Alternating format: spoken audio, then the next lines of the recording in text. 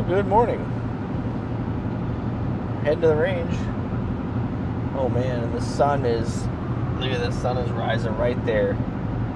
I was actually trying to record it ever so slightly earlier, and I ended up changing a couple settings on the camera, so I missed out on just that little sliver. I don't know how much you can see back there. As we turn back and forth, you'll see it rising. But anyway, we're heading to the range. Beautiful mid-August, or it's like late end of towards the end of August, and beautiful morning. Let's talk about Smith and Wesson and the industry over the last 15 years. It's a little sliver of the industry. It's a sliver of gun culture, whereas people started carrying their guns more. So for a long time, people, even like, let's say 25 years ago, people pretty much had Glocks, they had 1911s, they had things like the SIG 226, stuff like that, and they had a lot of revolvers too, even in 2000. And with as time moves on, we progress and technology advances, and the trends change. Sometimes behavior is changed by society, and sometimes behavior is changed by technology. But the internet, right? Society changed quite a bit because we had the internet. Well, we also changed the internet based on society, right? That the internet was a tool for us to use. We decided how we were going to use it and what we needed anyway. But as far as firearms, around 2010-ish, I think, is about, maybe later, I don't remember, a while ago, a decade or more ago, the Smith and Wesson Bodyguard 2.0. Man, it was a lot less than, it's probably a decade ago. Smith and Wesson Bodyguard was released, and this was this tiny, narrow, short pocket gun. I mean, the pocket guns or mouse guns have been around for a long time, but this was one of the first kind of like polymer ones. It was hammer fired, but it was, it was a small 380 gun, and it actually sold really well. One, because it was kind of cheap, but two, because it was very concealable. And for a long time, small guns were used more for whatever, like a deep conceal, or at least stereotypically for women. People might think that I need to get a small gun because I'm a small person, right? It's obviously a pretty big fallacy. But the thing with the Bodyguard, the original Bodyguard, a decade ago, is that a lot of men bought that small gun, and that was their concealed carry weapon. And it was a pretty big shift. It was a bump up in carry from what I remember about the times, right?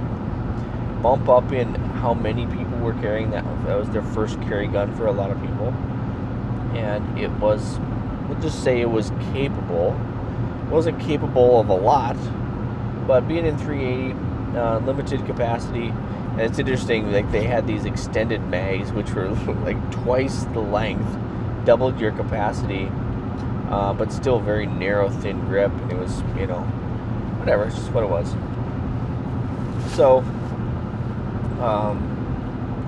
they had that, the Bodyguard. And then, not long after, again, a decade ago or more, we had this Shield. The Shield was released, and the M&P Shield was a good carry gun, which was still very concealable. It's a single stack, basically a single stack gun, and excuse me, single stack in 9mm and in 40 cal. Now remember, a decade ago, 40 cal was still meaningful. It was still relevant. It's tough to say that 40 cal is particularly relevant yet, or right now. Although I will mention that I believe there will be a slight resurgence in 40 cal. Ever so, it's hard to predict that. Slight resurgence, as in very slight resurgence, as in maybe we won't notice it, as in maybe it won't be a resurgence. But that's how you hedge your bets on predictions, right? But the M&P Shield, the original, was you had 9mm and you had 40 cal in there. And so to do that, you have to have roughly the same size body. To be economical with it, you have the same size body, the same size mag well, and basically the same size magazines. Not the same design magazines, but the 40 cal wears a full mag. The double stack, or the, not even double stack, I guess, stack and a half, they would put the 40, the rounds in there, would go all the way to the outside. Oh boy, fill up the mag. And, but with 9mm, it's a little bit narrower. There's a little rib, or ridge, rib, I suppose, along the inside of the mag. And that would condense, the rib would fit the 9mm rounds. Well, whatever, it's fine and dandy. And the Shield, and then the Shield 2.0 were successful weapons. They really, really were successful weapons. And so, they're models. And that gun sold well. Now again, it's still only,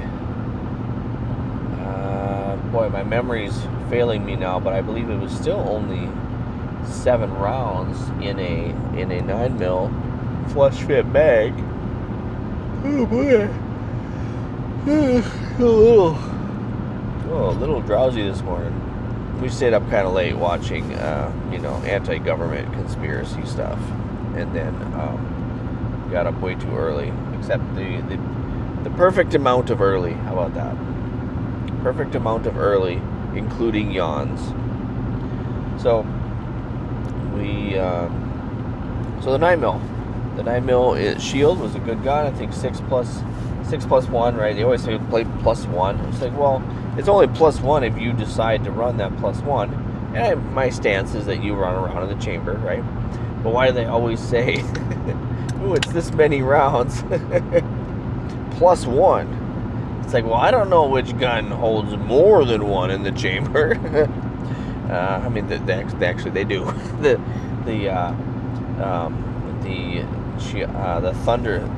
Thunderstruck does that. We're not going to get into that gun, but that thing sucks. But so 6 rounds in a mag for the Shield original and 2.0, and 5.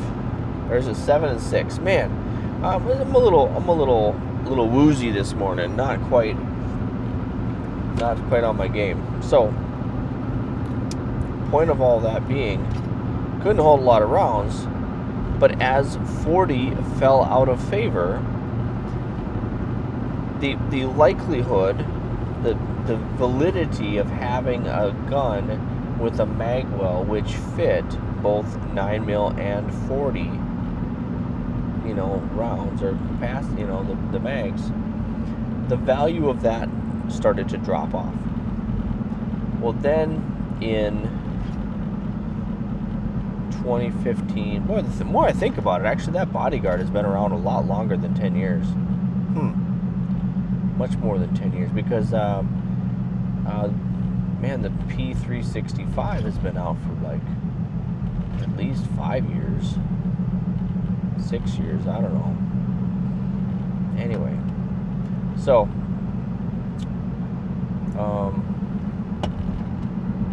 or maybe the Shield's been around a lot longer and the Bodyguard was released later. I don't know. Maybe I need to redo this video. Maybe it's, hey, someone else correct my mistakes, do a video on it, I'll watch it, and then I'll redo the video. That way I get some of it right. Maybe. So, my girl's laughing over here because it's funny, entertaining. So my ridiculousness is entertaining to her. Do you amuse me? So 365. Well, the SIG P365 and the subsequent variants, right? But the 365 had 10 rounds in a small gun. 10 rounds in the mag for a small gun, flush fit mag, and it was revolutionary or something. Okay, I would just say it was the first one of the new generation to really cram in double stack 9, the magazine technology or whatever they did. Like they're making the followers a little bit smaller. They're just using every little bit of space in that magazine. They're choosing not to build in the functionality for 40 cal, which is a huge difference. And then also the shootability of that gun was pretty good. I mean, there's guns that are better than that for that size, but that started a new industry wave. Well, Smith and Wesson was already doing it kind of with the Shield, but then within a couple of years, the Shield Plus was released. And so Shield Plus, the key feature was the bigger grip, more rounds, and the very obvious omission of it being chambered in 40 cal. That's no longer the thing. So it is interesting that they do have the Shield Plus in 30 Super Carry, and that's a discussion for another video. 30 Super Carry is a really interesting concept, and we'll see how far that goes within the future. Maybe if you're watching this in the distant future or within 5 years, 30 Super Carry will be absolutely no longer a thing. It'll be a boutique. It'll be on Forgotten Weapons, right? Forgotten Weapons, the 30 Super Carry cartridge. Or, who knows, maybe we will realize how wise that type of that cartridge, or especially the capabilities and the functionality, the dimensions, blah, blah, blah. Maybe that is actually the wise choice. We'll see, I guess. You know, that's an aside that actually this is sort of one of the reasons that I'm documenting some of these things, because I am really curious to look back. I wish I could look back at myself in 2000, like around when I graduated high school or after that, like how I felt about firearms. I have a good idea. You know, I wasn't as interested in them as much. How I felt about the government, how I felt about self-sustainability, things like that. And so as I'm on this journey, you know, it's literally kind of the main point of the channel to some extent, to meander through this journey and see where things go and what I learn and whatever, on and on, words, filler words, I don't know what you want to call that, but like, you know, as I'm doing this, to look back at it and to see what I know now in the future versus what I know now, right now. Okay. That probably doesn't make any sense. So the Shield Plus holds a lot of rounds, right? And is a small form factor. They had extended magazines. They start with 10 and then a 13 round magazine plus one, right? Plus one. But then they also, you know, within a year or two later, they had the 15 round mags. And they also ended up using those mags for the Equalizer, which was actually kind of cool. I think that's wise. So let's see, where are we going with this? So they kept making the Shield a little bit larger. Originally, it was a small gun with a 3.1 inch barrel, and most people would carry it kind of like they would have carried the Bodyguard or the original Shield with 10 rounds in the magazine. And that is a small concealable package.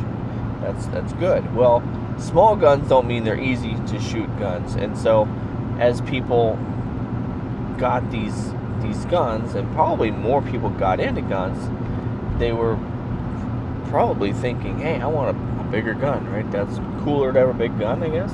But definitely they are easier to shoot. Now, I will give the Shield Plus a lot of credit for being so manageable to shoot. There's a few reasons for that. One just being, I don't even know, the geometry, design, blah, blah, mathematics, I don't know, whatever they did, or maybe it's just luck of the draw. But but it's reasonably easy to shoot as far as the recoil impulse. How it's sprung and the weight and whatever, that all of those things that go into that physics. But also just the fact that you have a larger grip, a wider grip, more roundish, versus the 365 is much more squared off.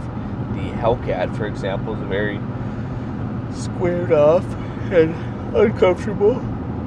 Now that's not to say that a squared off grip is inherently uncomfortable. A lot of people feel that the Glock is good for them, and that grip, of course, in most descriptions would be squared off, blocky. But the Shield is more oval-like, ovalish, Shield Plus. Well, let's see. So also, as you get a longer grip, you can get more hand on the gun. You can manage your recoil better. And then if you get a larger gun with heavier weight, then you can manage that recoil better also. And so they had the Performance Center Shield Plus. And that was a 4-inch barrel. Okay, that's fine. And people liked it because it was, whatever. They didn't usually sell a lot of Performance Center guns, to my understanding. It was just kind of for people who were competitive shooters or something, kind of like their core system with their optic mounting plate for the top, for the full size. Not a lot of people were mounting optics 10, 15 years ago, and so they were excuse me, man, these yawns are sneaking up on me. So that system didn't have to be great because they didn't sell a lot, and they weren't trying to. It was just like, oh, if you were already an M&P guy and you got sucked into getting an optic, well, then this is what you got. So, I don't know. Anyway, they kept making the Shield Plus bigger, longer grip, or bigger magazine, longer grip on it, and they had a longer barrel, 4-inch barrel, but they still basically looked the same, pretty similar looking all along. Well, now then think about 3-4 years ago, Smith and Wesson started trying to look cooler, okay?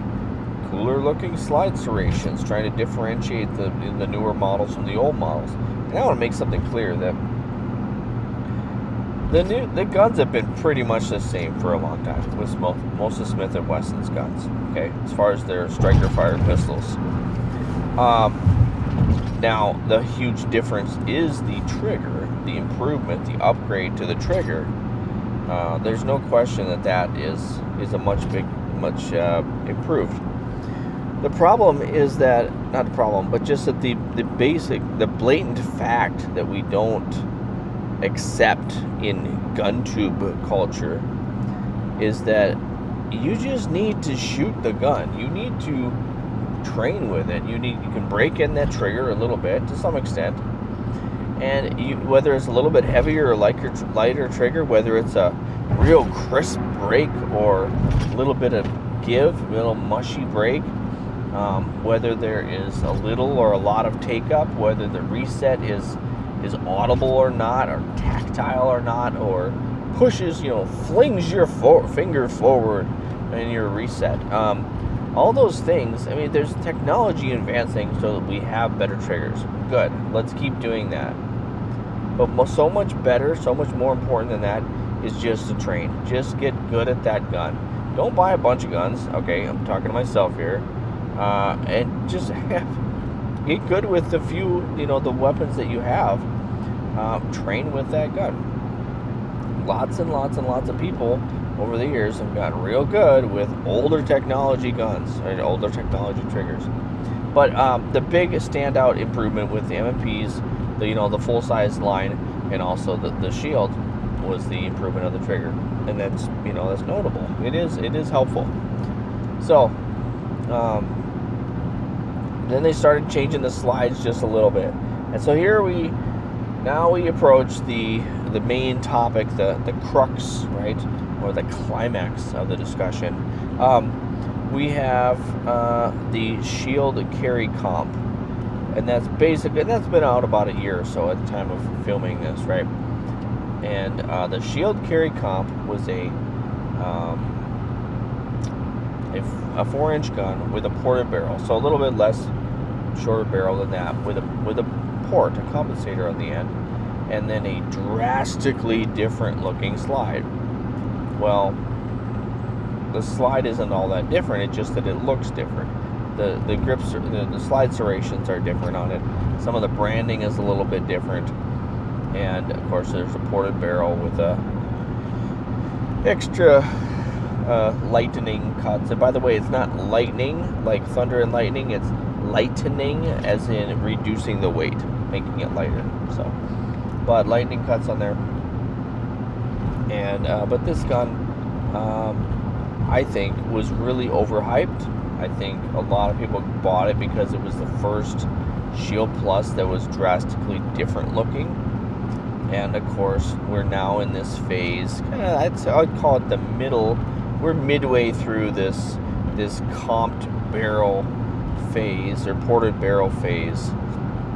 I think within another year or so, it'll kind of drop off. Either they'll all just have comp barrels and it just won't even make a difference. They're like, no one will differentiate, or people will realize you're just losing barrel length and choose not to keep going with that. I don't know. Or maybe the technology will advance to, they'll build some micro venturi or something at the end, and some self-regulating aspect of it that's going to help. Who knows, right? To where the comping may really, really make a big difference. I don't believe that that's necessarily the case. So we have the Shield Carry Comp, and basically I'm just not that impressed with it. It's not a bad gun. It's still a Shield Plus, and I still like the Shield Plus. But that's just a big aesthetic. It's big, appearance change, a facelift on a firearm, but really not much of a difference in most cases. Oh boy! To wrap it up here, the state of Smith and Wesson, Shield models right now is that the Shield X has been released, and unfortunately, I haven't had my hands on. No, I have had my hands on that. I have handled that one as Shields, and so there is not much different with that either, except for the slide serrations are now different again. It's looking like the Bodyguard, but I think the big difference that is helping is the grip. You have a lower bore axis, and there's just a different ergonomics to it, where it feels like it feels like you can shoot it better. It feels a little bit more like a Walther in some ways, or a little bit more like a VP9 in some ways. And I haven't shot VP9s much, I guess. But anyway, that might be the wrong conclusion. That's just on the top of my head right now. But this gun, the internals are still basically the same. The slide is still basically the same. The technology advancement with that gun is so minimal. It is still just the ergonomic enhancement, which is still valuable.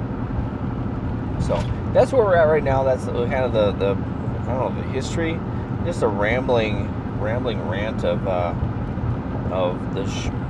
Smith and Wesson small guns for a little while. And well, at this point I'm almost to the range, and I still need to drink some caffeine. So, but I don't know. Thanks for sticking with me, hanging out with me so far. And maybe if you made it this long, maybe you'll join me for another video. But thanks. That's it for now.